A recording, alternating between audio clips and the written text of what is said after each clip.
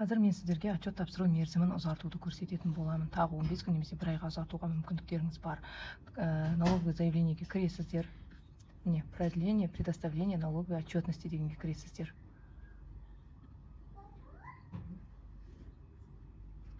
Одан кейін 212 міне. В соответствии со статьей 212 деген басасыздар.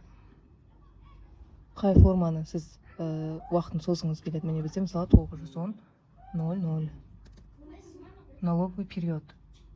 Бізде мысалға налоговый период полугодие, бірінші полугодие дегенді басамыз. И жыл, 22 жыл. Ең астына өтеміз. Қай районда орналасқан ИП, соны қарап аламыз.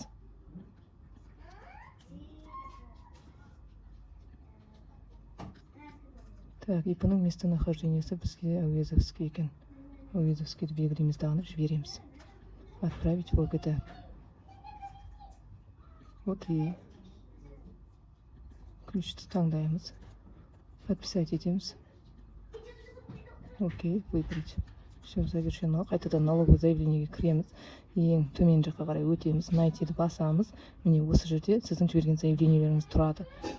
Уведомление дегенді аштаңыз, сізге қанша уақыт, қай уақытқа дейін продлевать етілді, сол көрсетіледі. Сол жерден біле аласыздар. Міне біздікі мысалға 14.09-ға дейін созылды.